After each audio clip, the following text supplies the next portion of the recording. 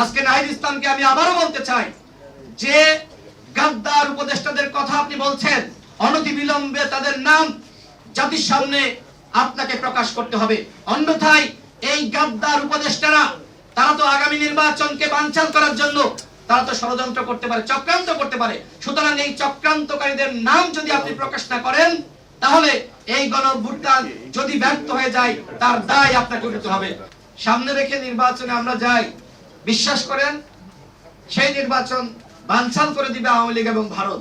এই যে জাতিগত বিভাজন এবং ধর্মীয় বিভাজন এই পিয়ারের মাধ্যমে সৃষ্টি হতে পারে, এছাড়া পিয়ারের মাধ্যমে আওয়ামী লীগের পুনর্বাসন হতে পারে।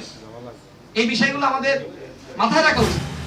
আমাদের দেশের যারা হিন্দুরা রয়েছে তারা যদি মনে করে তারা একটি দল গঠন করবে, আমাদের ইসলামিক দল অনেকগুলো রয়েছে, আমাদের পাহাড়ি সম্প্রদায় রয়েছে, এই যে জাতিগত বিভাজন এবং ধর্মীয় বিভাজন এই পিয়ারের মাধ্যমে সৃষ্টি হতে পারে। এছাড়া ফরিদপুর, গোপালগঞ্জ, শরীয়তপুর, মাদারীপুর এই অঞ্চল আওয়ামী অধ্যুষিত, সেখানকার ভোটগুলো কোথায় যাবে? অর্থাৎ পিয়ারের মাধ্যমে আওয়ামী লীগের পুনর্বাসন হতে পারে।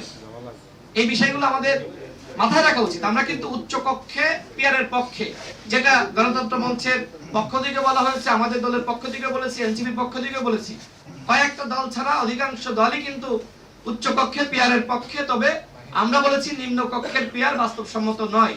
এই মুহূর্তে আলোচনা হচ্ছে, আলোচনার মাধ্যমে অবশ্যই আমাদের একটি সমাধানে পৌঁছাতে হবে। কিন্তু এই আলোচনা শেষ হওয়ার আগে যদি আমরা আন্দোলনে যুক্ত হই, সেই আন্দোলন কোনোভাবেই আমার কাছে মনে হয় না গ্রহণযোগ্য, বরং এর মাধ্যমে ফ্যাসিবাদ সুযোগ পেতে পারে। আমি সর্বশেষ বলতে চাই, আমরা একটি কাঙ্ক্ষিত সময় অবস্থান করছি। আমরা সবাই স্বপ্ন দেখছি নতুন বাংলাদেশের। এই নতুন বাংলাদেশ গঠনে জাতীয় ঐক্য খুবই গুরুত্বপূর্ণ এবং একই সাথে দলগুলোর মধ্যে সমঝোতা, বোঝাপড়া আমাদের সবার, অন্তত আওয়ামী লীগের প্রশ্নে এবং আওয়ামী লীগের দশকদের প্রশ্নে, ভারতের আধিপত্যবাদের প্রশ্নে এই জায়গাগুলোতে ঐক্যমতে থাকা দরকার। আমরা যদি যে ধরনের বিভাজন আমরা লক্ষ্য করছি, এই বিভাজন যদি সামনে রেখে নির্বাচনে আমরা যাই, বিশ্বাস করেন সেই নির্বাচন বানচাল করে দিবে আওয়ামী লীগ এবং ভারত।